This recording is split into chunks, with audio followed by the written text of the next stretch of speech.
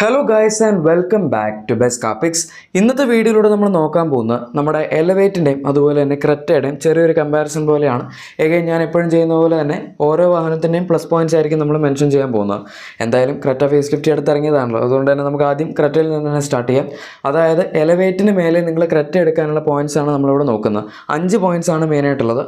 ആദ്യം തന്നെ നമുക്ക് ഡയമെൻഷൻസ് വെച്ച് തുടങ്ങാം. ക്രെറ്റ എലവേറ്റിനേക്കാൾ ഒട്ടുമിക്ക ഡയമെൻഷൻസിലൊക്കെ വലുതാണ്. അതായത് ഇപ്പോൾ ലെങ്ത്ത് നോക്കുകയാണെങ്കിൽ 4330 മില്ലിമീറ്റേഴ്സാണ് ക്രെറ്റയ്ക്ക് വരുന്നത്, 4312 മില്ലിമീറ്റേഴ്സാണ് എലവേറ്റിന് വരുന്നത്. അതായത് 18 മില്ലിമീറ്റേഴ്സ് നമ്മുടെ ക്രെറ്റയ്ക്ക് ലെങ്ത്ത് കൂടുതലാണ്. പണ്ട് ആക്ച്വലി നേരെ തിരിച്ചായിരുന്നു, ക്രെറ്റയേക്കാൾ 12 മില്ലിമീറ്റേഴ്സ് എലവേറ്റിന് ലെങ്ത്ത് കൂടുതലായിരുന്നു. എന്തായാലും ഇപ്പം ക്രെറ്റയുടെ ആ ഒരു പുതിയ ഫേസ് ലിഫ്റ്റ് വന്നതോടുകൂടി എൻ്റെ ഫ്രണ്ടിലത്തെ ബമ്പർ കുറച്ച് വലുതായി, അതാണ് ഇങ്ങനെ വ്യത്യാസം. ബാക്കി സാധനങ്ങളൊക്കെ സെയിം. അതായത് വിഡ്ത്ത് 1790 മില്ലിമീറ്റേഴ്സാണ് രണ്ട് വണ്ടികൾക്കും, ഹൈറ്റ് 1635 മില്ലിമീറ്റേഴ്സാണ് ക്രെറ്റയ്ക്ക്, അത് എലവേറ്റിന് കൂടുതലാണ്, അത് ഞാൻ അവിടെ പറയാം.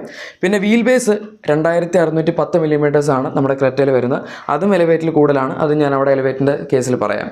ഈവൻ നമ്മുടെ ബൂട്ട് സ്പേസ് വരെ ക്രെറ്റയിൽ കമ്പാരിറ്റീവ്ലി എലവേറ്റ് വെച്ച് നോക്കുമ്പോൾ കുറച്ച് കുറവാണ്. 433 ലിറ്റേഴ്സാണ് ക്രെറ്റയിൽ വരുന്നത്, പക്ഷേ എലവേറ്റിൽ കൂടുതലാണ്. 458 ലിറ്റേഴ്സാണ് എൻ്റെ ക്ലെയിംഡ്. ഇനി ഫീച്ചേഴ്സ് നോക്കുകയാണെങ്കിൽ, അതായത് ക്രെറ്റയിൽ എന്തൊക്കെ കൂടുതൽ ഫീച്ചേഴ്സാണ് എലവേറ്റ് വെച്ച് കമ്പയർ ചെയ്യുന്ന സമയത്ത് ഉള്ളത് എന്ന് നമുക്ക് നോക്കാം. നിങ്ങൾക്ക് ഊഹിക്കാവുന്നതല്ലേ ഉള്ളൂ, ഇഷ്ടംപോലെ ഫീച്ചേഴ്സ് ഉണ്ടാവുമല്ലോ. ഓക്കെ, അങ്ങനെ തന്നെയാണ്. ആദ്യത്തേത് 10.25 ഇഞ്ചസിൻ്റെ കുറച്ച് വലിയ സൈസിലുള്ള ഇൻഫോടൈം സിസ്റ്റമാണ്. ഇത് നമ്മൾ നോക്കുകയാണെങ്കിൽ ഇൻറ്റഗ്രേറ്റഡ് ആയിട്ടുള്ളൊരു യൂണിറ്റ് ആണെന്ന് പറയുന്ന പ്ലസ് പോയിൻ്റ് ആയിട്ടുള്ളൂ. അല്ലെങ്കിൽ നോക്കിക്കഴിഞ്ഞാൽ എലവേറ്റിലും 10.25 ഇഞ്ച് തന്നെയാണ് ഇൻഫോടൈമിൻ്റെ സൈസ് ഉള്ളത്. പിന്നെ ഇതിൻ്റെ UI ഒക്കെ എലവേറ്റിൽ വരുന്നതിനും കുറച്ചും കൂടെ മോഡേൺ ആയിട്ട് തോന്നും, മറ്റൊരു ഇത്തിരി പഴഞ്ചനായിട്ട് തോന്നും. അത് ജാപ്പനീസ് വണ്ടികൾക്ക് എപ്പോഴും ഉള്ളതാണ്. പിന്നെ അതുപോലെ തന്നെ ഇൻസ്ട്രുമെൻ്റ് ലിസ്റ്റിൻ്റെ കേസ് എടുക്കുകയാണെങ്കിൽ ഇതും ഈ വാഹനത്തിൽ 10.25 ഇഞ്ചാണ് വരുന്നത്. എലവേറ്റിൽ പക്ഷേ 7 ഇഞ്ച് ഡിസ്പ്ലേ വരുന്ന ഒരു TFT ക്ലസ്റ്ററാണ് അതിൻ്റെ അകത്ത് കൊടുത്തിരിക്കുന്നത്. ഇത് നല്ല ഡിസ്പ്ലേ ആണ് ഇതിൻ്റെ. പിന്നെ നമുക്ക് ഇതിൻ്റെ അകത്ത് ഫ്രണ്ട് വെന്റിലേറ്റഡ് സീറ്റ്സ് അവൈലബിൾ ആണ്, അതായത് സീറ്റ് കൂളിങ്ങിൻ്റെ ഓപ്ഷൻ ഉണ്ട്. അത് എലവേറ്റിൽ നിങ്ങൾക്ക് വേണമെങ്കിൽ ഡീലർഷിപ്പിൽ നിന്ന് തന്നെ ഒരു വെച്ച് തരും, പക്ഷേ അത് ഈ സീറ്റിൽ അഡീഷണൽ ആയിട്ട് പിടിപ്പിക്കുന്ന ഒരു സംഭവമാണ്. ഇതുപോലെ കമ്പനി ഫിറ്റഡ് ആയതുപോലെ ഇരിക്കില്ല. പിന്നെ അടുത്തത് ഇലക്ട്രിക്കലി അഡ്ജസ്റ്റബിൾ ഡ്രൈവർ സീറ്റാണ്. ഈ ഒരു ഓപ്ഷനും നമുക്കിവിടെ ക്രെറ്റയുടെ കാര്യത്തിൽ അവൈലബിൾ ആണ്, പക്ഷേ അത് എലവേറ്റിൻ്റെ ടോപ്പ് മോഡലാണെങ്കിൽ പോലും ഇല്ല. പിന്നെ നമുക്ക് ഈ വാഹനത്തിനകത്ത് ഫ്രണ്ടിലത്തെ ഗ്ലോ ബോക്സ് കൂൾഡ് ഫിനിഷിലാണ് വരുന്നത്. പിന്നെ ബാക്കിലത്തെ സീറ്റ്സിൻ്റെ റിക്ലൈൻ അഡ്ജസ്റ്റ് ചെയ്യാനുള്ള ഓപ്ഷൻ ഉണ്ട്, അതായത് ചിരിക്കാൻ പറ്റും. പിന്നെ നമുക്ക് ഇതിൻ്റെ അകത്ത് 360 degree camera, blind spot monitor തുടങ്ങിയ കാര്യങ്ങളുടെയൊക്കെ ഓപ്ഷൻ അവൈലബിൾ ആണ്. ഇതൊന്നും കൂടാതെ നമുക്ക് ഇതിൻ്റെ അകത്ത് ഡ്യുവൽ സോൺ ഓട്ടോ ACയും അവൈലബിൾ ആണ്. അതിൻ്റെ കൺട്രോൾസ് ഒക്കെ ഫുൾ ഗ്ലോസി ബ്ലാക്ക് ഫിനിഷിൽ കൊടുത്ത് ഒരുപാട് സാധനങ്ങളെല്ലാം ഒറ്റയടിക്ക് ആ ഒരു പാനലിലാണ് കൊടുത്തിരിക്കുന്നത്. ഇത് ഫേസ് ലിഫ്റ്റിൽ വന്നതാണ്. ഇനി ബാക്കി സാധനങ്ങൾ നോക്കുകയാണെങ്കിൽ നമുക്ക് ഇതിൻ്റെ അകത്ത് 3 ട്രാക്ഷൻ മോഡ്സ് അവൈലബിൾ ആണ്. പിന്നെ ഡ്രൈവ് മോഡ്സ് ഇതിൻ്റെ അകത്തുണ്ട്. അതുപോലെ പാനറോമിക് സൺറൂഫിൻ്റെ ഓപ്ഷൻ അവൈലബിൾ ആണ്. അങ്ങനെ പറയേണ്ട ഇഷ്ടംപോലെ ഫീച്ചേഴ്സ്, ഈവൻ എയർ പ്യൂരിഫയർ ആണെങ്കിൽ പോലും ക്രെറ്റയിൽ അവൈലബിൾ ആണ്. പിന്നെ ഇലക്ട്രോണിക് പാർക്കിംഗ് ബ്രേക്ക് വരുന്നുണ്ട്. ഇതൊക്കെ നമുക്ക് എലവേറ്റിൽ കിട്ടാത്ത ഫീച്ചേഴ്സ് തന്നെയാണ്. ഓട്ടോ ഹോൾഡ്, ഈ സാധനങ്ങളൊക്കെ ഇലക്ട്രോണിക് പാർക്കിംഗ് ബ്രേക്ക് ഉള്ളതുകൊണ്ട് നമുക്ക് ക്രെറ്റയിൽ അഡീഷണൽ ആയിട്ട് കിട്ടും. ഇതാണ് നമ്മൾ ഫീച്ചേഴ്സിൻ്റെ കാര്യത്തിൽ നോക്കുകയാണെങ്കിൽ ക്രെറ്റ മുമ്പിൽ നിൽക്കുന്ന കുറച്ച് കാര്യങ്ങൾ. ഇനി ബാക്കി കാര്യങ്ങളൊക്കെ എടുക്കുകയാണെങ്കിൽ പവർ ട്രെയിൻ ഓപ്ഷൻസിൻ്റെ കാര്യത്തിൽ തീർച്ചയായും എലവേറ്റിനേക്കാൾ മുമ്പിൽ ക്രെറ്റ തന്നെയാണ് നിൽക്കുന്നത്. കാരണം 3 എഞ്ചിൻ ഓപ്ഷൻസ് ഉണ്ട് ഫേസ് ലിഫ്റ്റിൽ. ഒന്ന് 1.5 നാച്ചുറലി ആസ്പിറേറ്റഡ് പെട്രോൾ എഞ്ചിനാണ്, 115 PS പവർ, 144 Nm ടോർക്ക്. പിന്നെ വരുന്നത് ഒരു 1.5 ലിറ്റർ ടർബോ ഡീസൽ എഞ്ചിനാണ്, 116 PS പവർ, 250 Nm ടോർക്ക്. പിന്നെ നമുക്കൊരു പുതിയ 1.5 turbo ഗ്യാസിലിൻ direct injection TGDI petrol engine available ആണ്, 160 PS പവർ, 253 Nm ടോർക്കാണ് ഇത് ജനറേറ്റ് ചെയ്യുന്നത്. 3ഉം അത്യാവശ്യം നല്ല എഞ്ചിൻസ് ആണ്. ഈ എഞ്ചിൻസിൻ്റെ കേസിൽ എലവേറ്റിന് ഒരു പ്ലസ് ഉണ്ട്, അത് ഞാൻ എലവേറ്റിൻ്റെ കേസിൽ പറയും. പക്ഷെ എന്നാലും നമ്മൾ മൊത്തത്തിൽ നോക്കുകയാണെങ്കിൽ അവൈലബിലിറ്റിയുടെ കാര്യത്തിൽ ക്രെറ്റയാണ് മുമ്പിൽ നിൽക്കുന്നത്. പിന്നെ അതുപോലെ തന്നെ ഈ വാഹനത്തിൽ ഡീസൽ എഞ്ചിൻ അവൈലബിൾ ആണ് എന്നുള്ളതും ഒരു പ്ലസ് പോയിന്റ് ആയിട്ട് പറയേണ്ടി വരും. കാരണം എലവേറ്റിൽ ഡീസൽ എഞ്ചിൻ ഇല്ല. അത് BS 6 അപ്ഡേറ്റ് വന്നപ്പം ഹോണ്ട അവരുടെ 1.5 ID ടെക് എന്ന് പറയുന്ന ഡീസൽ എഞ്ചിൻ മൊത്തമായിട്ട് അങ്ങ് നിർത്തിയായിരുന്നു. ഇപ്പോൾ ഹോണ്ടയുടെ ലൈനപ്പിലൊന്നും ഒരു ഡീസൽ ഓഫർ ചെയ്യുന്നില്ല. ഇൻഫാക്ട് അവർക്ക് വേണമെങ്കിൽ എലവേറ്റിൽ സിറ്റിലൊക്കെ കൊടുക്കുന്ന ഒരു ഹൈബ്രിഡ് എങ്കിലും കൊടുത്തിരുന്നെങ്കിൽ അത് നമുക്ക് കുറച്ച് എടുത്തു പറയാൻ പറ്റുന്ന ഒരു ഓപ്ഷൻ ആയേനെ. പക്ഷേ അവരതും ചെയ്തില്ല, ടർബോ പെട്രോളും കൊടുത്തില്ല, ഒന്നും കൊടുത്തില്ല ക്രെറ്റയിൽ. പക്ഷേ ഹ്യുണ്ടായി എല്ലാ എപ്പോഴത്തെയും പോലെ തന്നെ ഇഷ്ടംപോലെ ഓപ്ഷൻസ് വെച്ച് തന്നെയാണ് ഇറക്കിയിരിക്കുന്നത്. ഈവൻ ഇതിനകത്ത് നമുക്ക് പെട്രോൾ ആണെങ്കിൽ മാനുവൽ ഉണ്ട്, അതുപോലെ CVT ഉണ്ട്, IVT എന്നാണ് ഹ്യുണ്ടായി വിളിക്കുന്നത്. അതുപോലെ തന്നെ ഡീസൽ ആണെങ്കിൽ അതും മാനുവൽ ഉണ്ട്, അതുപോലെ 6 സ്പീഡ് ടോർക്ക് കൺവേർട്ടർ ഉണ്ട്. ടർബോ പെട്രോൾ ആണെങ്കിൽ 7 സ്പീഡ് DC ടു ഓട്ടോമാറ്റിക്കിൽ മാത്രമാണ് വരുന്നത്. അത് SX ഓപ്ഷണൽ എന്ന് പറഞ്ഞാൽ ഒരേ ഒരു ടോപ്പ് ആൻഡ് വേരിയൻറ്റിൽ മാത്രമേ ഉള്ളൂ. 19.99 lakhs ആണ് അതിൻ്റെ എക്സ്ഷോറൂം പ്രൈസ്. ഇനി നമുക്ക് അടുത്തതായി എലവേറ്റിൻ്റെ കേസിലേക്ക് വരാം. ഡയമെൻഷൻസ് വെച്ച് തന്നെ സ്റ്റാർട്ട് ചെയ്യാം. 4312 മില്ലിമീറ്റേഴ്സാണ് എലവേറ്റിൻ്റെ ലെങ്ത്ത്. പിന്നെ ബാക്കി ഞാൻ പറഞ്ഞാൽ വിഡ്ത്ത് സെയിം ആണ്, 1790 മില്ലിമീറ്റേഴ്സ്. 1650 മില്ലിമീറ്റേഴ്സാണ് എലവേറ്റിൻ്റെ ഹൈറ്റ് വരുന്നത്, അതായത് 15 മില്ലിമീറ്റേഴ്സ് കൂടുതലാണെന്ന് പറയാം. പിന്നെ വീൽ ബേസ് 2650 മില്ലിമീറ്റേഴ്സാണ്. അവിടെ അത്യാവശ്യം പറയത്തക്ക വ്യത്യാസമുണ്ട്. ക്രെറ്റയിൽ 2610 ആയിരുന്നല്ലോ, അതായത് 40 മില്ലിമീറ്റേഴ്സിൻ്റെ വ്യത്യാസമുണ്ട്. വീൽ ബേസിൽ 40 മില്ലിമീറ്റേഴ്സ് കൂടുതൽ വരിക എന്ന് പറഞ്ഞാൽ അത് അത്യാവശ്യം നല്ലതാണ്. പ്രത്യേകിച്ച് ക്യാബിൻ സ്പേസിൻ്റെ കാര്യത്തിലൊക്കെ അത് ചെറുതായിട്ടൊന്ന് ബൂസ്റ്റ് ആവും എന്ന് നമുക്ക് പറയാം.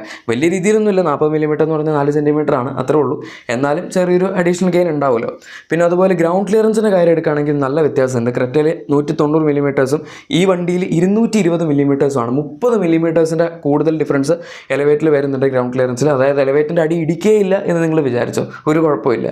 പിന്നെ ഞാനവിടെ നേരത്തെ പറഞ്ഞ പോലെ തന്നെ ബൂട്ട് സ്പേസിൻ്റെ കാര്യം, ഇതിൻ്റെ അകത്ത് നമുക്ക് കുറച്ച് സ്ഥലം കൂടുതൽ ഓൺ പേപ്പർ കിട്ടുന്നുണ്ട്. 458 ലിറ്റേഴ്സ് ആണല്ലോ. റിയൽ ലൈഫിൽ നോക്കുമ്പോൾ ഞാൻ എപ്പോഴും പറയാറുള്ള പോലെ തന്നെ ചെറിയ ചെറിയ വ്യത്യാസങ്ങളൊന്നും അങ്ങനെ മാറ്റർ ചെയ്യാറില്ല, വലിയ ഡിഫറൻസ് ഇല്ല. ഇനി അതുപോലെ തന്നെ നമ്മൾ ഫീച്ചേഴ്സിൻ്റെ കാര്യത്തിലേക്ക് വരികയാണെങ്കിൽ ഇവിടെയും നിങ്ങൾക്ക് ഊഹിക്കാവുന്നതേ ഉള്ളൂ. ക്രെറ്റയിൽ നമുക്ക് പറയാൻ ഇഷ്ടം പോലെ അഡീഷണൽ ഫീച്ചേഴ്സ് ഉണ്ടായിരുന്നെങ്കിൽ ഇവിടെ അങ്ങനെ പ്രത്യേകിച്ച് അഡീഷണൽ ഫീച്ചേഴ്സ് ഒന്നും പറയാനില്ല. എനിക്ക് ആകെപ്പാടെ തപ്പിയിട്ട് കിട്ടിയത് ഒന്ന് wireless Android auto Apple CarPlay support എലവേറ്റിലുണ്ട് എന്നുള്ളതാണ്. വേറെ ഒന്നുമില്ല. ക്രെറ്റയിൽ അതിപ്പോഴും വയേർഡാണ്. അതെന്തുകൊണ്ടാണ് അവരിപ്പോഴും വയേർഡായിട്ട് കൊടുക്കുന്നതെന്ന് എനിക്കറിയില്ല. പക്ഷേ എന്തായാലും അതുമാത്രമേ നമുക്ക് ഇതിൻ്റെ അകത്തൊരു വ്യത്യാസമുള്ളൂ, അതെങ്കിലും പറയാനുണ്ട്. ഇനി അടുത്ത എലവേറ്റിൽ വരുന്ന പ്ലസ് പോയിന്റ് എന്താണെന്ന് വെച്ചാൽ ഇതിൻ്റെ 1.5 ലിറ്റർ എണ്ണ പെട്രോൾ എഞ്ചിനാണ്.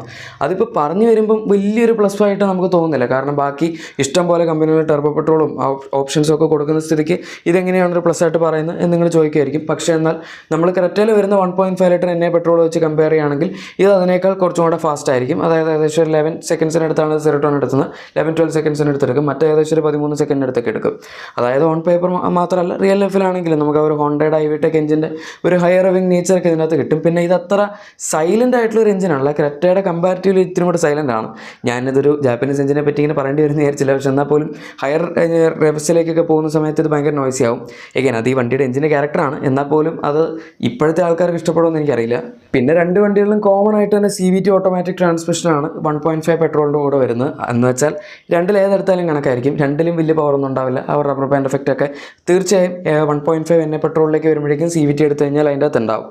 ഇനി വേറൊരു ഗെയിനായിട്ട് നമുക്ക് പറയാൻ പറ്റുന്നത് എലവേറ്റിൻ്റെ കംഫർട്ടാണ്. നമ്മളിപ്പം ലോങ് ട്രിപ്പൊക്കെ പോകുന്ന സമയത്ത് എലവേറ്റ് അത്യാവശ്യം നല്ല കംഫർട്ടബിൾ ആയിരിക്കും. ഇപ്പോൾ സസ്പെൻഷൻ്റെ കാര്യത്തിലാണെങ്കിലും അതുപോലെ തന്നെ മൊത്തത്തിലുള്ളൊരു സീറ്റിംഗ് സ്പേസ് തുടങ്ങിയ കാര്യങ്ങളൊക്കെ എടുക്കുകയാണെങ്കിൽ ക്രെറ്റയും ഒട്ടും മോശമല്ല. ക്രെറ്റ അത്യാവശ്യം നല്ല സോഫ്റ്റ് സസ്പെൻഷനിലാണ് വരുന്നത്. മാത്രമല്ല നമുക്ക് അത്യാവശ്യം നല്ല കുഷണി ആയിട്ടുള്ള സീറ്റ്സൊക്കെയാണ് കിട്ടുന്നത്. ഈ വണ്ടിയും ഏകദേശം കണക്ക് തന്നെയാണ്. നമുക്ക് അങ്ങനെ കംഫർട്ടിൻ്റെ കാര്യത്തിൽ രണ്ട് വണ്ടികളും വലിയ കുറ്റമൊന്നും പറയണ്ടാവില്ല. പക്ഷേ എന്നാൽ ക്രെറ്റ കംഫർട്ടിൽ നന്നായിട്ട് ഫോക്കസ് ചെയ്യുന്നുണ്ടെങ്കിലും ആ വാഹനത്തിന് നഷ്ടമായി പോകുന്ന ഒരു സംഭവമുണ്ട്. അത് കംഫർട്ടിൽ കൂടുതൽ ഫോക്കസ് ചെയ്യുന്നതുകൊണ്ടും സോഫ്റ്റ് സസ്പെൻഷൻ ആയതുകൊണ്ടും ഒക്കെയാണ് എന്ന് വേണമെങ്കിൽ പറയാം. പക്ഷേ എന്നാൽ എലവേറ്റിനും ഏകദേശം ഇതുപോലത്തെ സെറ്റിങ്സ് ഒക്കെ കൊടുത്തിട്ട് പോലും ഹോണ്ട അക്കാര്യം നന്നാക്കിയിട്ടുണ്ട്. അതാണ് ഈ വാഹനത്തിൻ്റെ ഷാസി ബാലൻസും അതുപോലെ തന്നെ ഇതിൻ്റെ ഹാൻഡ്ലിങ്ങും. ക്രെറ്റ ഒരിക്കലും ഒരു സ്പോർട്ടി ആയിട്ട് ഓടിക്കാൻ പറ്റിയ വണ്ടിയായിട്ട് നമുക്ക് പറയാൻ പറ്റില്ല. പക്ഷേ എന്നാൽ എലവേറ്റിൻ്റെ കാര്യം എങ്ങനെയല്ല. എലവേറ്റ് അത്യാവശ്യം സ്പോർട്ടി ആയിട്ട് നമുക്ക് ഓടിക്കാൻ പറ്റും. പ്രത്യേകിച്ച് കോർണേഴ്സിലോ അല്ലെങ്കിൽ വൈൻഡിങ് സെക്ഷൻ ഓഫ് റോഡ്സിലോ ഒക്കെ നിങ്ങൾ പോവുകയാണെങ്കിൽ ഈ വണ്ടിയുടെ ഷാസി അത്യാവശ്യം നന്നായിട്ട് തന്നെ കേപ്പബിൾ ആണ്. അതായത് നമുക്കൊരു വളവൊക്കെ നല്ല വീശി സ്മൂത്തായിട്ട് എടുത്തുകൊണ്ട് പോകാൻ പറ്റും. അതിൻ്റെ സ്റ്റിയറിംഗ് ആണെങ്കിലും എല്ലാ കാര്യത്തിലും ഹോണ്ട ആ ഒരു ആസ്പെക്റ്റ് നന്നായിട്ട് തന്നെ വർക്ക് ചെയ്തിട്ടുണ്ടെന്ന് പറയാം. അതും ഗ്രൗണ്ട് ക്ലിയറൻസ് 220 mm ഉണ്ടെന്ന് കൂടി ആലോചിക്കണം. എന്നിട്ടാണ് ഹാൻഡ്ലിങ്ങിൻ്റെ കാര്യത്തിൽ ഇത്ര നന്നായിട്ട് ഈ ഒരു വാഹനം പെർഫോം ചെയ്യുന്നത്. എന്തായാലും അതുണ്ട്. പിന്നെ സേഫ്റ്റിയുടെ കാര്യം നമുക്ക് വേണമെങ്കിൽ പറയാം. പക്ഷേ എഗെയിൻ ക്രെറ്റ പുതിയ മോഡലിൽ അവർ സ്ട്രക്ചറിലൊക്കെ റീഇൻഫോഴ്സ്മെൻറ്റ് കൊണ്ടുവന്നിട്ടുണ്ട്. അതുകൊണ്ട് അതും മിക്കവാറും 5 സ്റ്റാർ സേഫ്റ്റി റേറ്റിംഗ് കിട്ടാൻ സാധ്യതയുണ്ട്.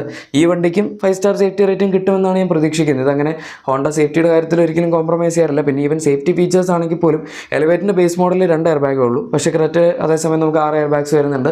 പിന്നെ ഹിൽ സ്റ്റാർട്ട് അസിസ്റ്റ് അങ്ങനത്തെ കുറേ സാധനങ്ങളൊക്കെ vehicle stability management ESP traction കൺട്രോളൊക്കെ നമുക്ക് ബേസ് മോഡൽ പോലെ ക്രെറ്റയിൽ കിട്ടും. പക്ഷേ അതൊന്നും ഈ വണ്ടിയിൽ കിട്ടില്ല. അതായത് കുറച്ച് ഫീച്ചേഴ്സ് മിസ്സിംഗ് ഉണ്ട് ബേസ് മോഡൽ പോലുള്ള സ്റ്റാൻഡേർഡ് സേഫ്റ്റി ഫീച്ചേഴ്സ്. പിന്നെ റിലയബിലിറ്റിയുടെ കാര്യത്തിൽ ഇപ്പോൾ അത് ഞാൻ എടുത്ത് പറയേണ്ട കാര്യം ഉണ്ടാവില്ലോ. ജാപ്പനീസ് വണ്ടിയാണ്. ക്രെറ്റയും അത്യാവശ്യം റിലയബിൾ ആണ്. പക്ഷേ എന്നാൽ അത് വെച്ച് നമ്മൾ കമ്പയർ ചെയ്യുമ്പോൾ എലവേറ്റ് തീർച്ചയായും കുറേ കൂടെ കാലം ഒരു പ്രശ്നമില്ലാണ്ട് ഓടുമായിരിക്കും. എന്തായാലും അതാണ് നമ്മുടെ ക്രെറ്റയും എലവേറ്റും തമ്മിലുള്ള കമ്പാരിസൺ. വീഡിയോ ഇഷ്ടപ്പെട്ടെങ്കിൽ തീർച്ചയായും ലൈക്കും സബ്സ്ക്രൈബും ഷെയറും ഒക്കെ ചെയ്തേക്കാം. നമുക്ക് മറ്റൊരു വീഡിയോയിൽ കാണാം. Thank you for watching my video and good bye.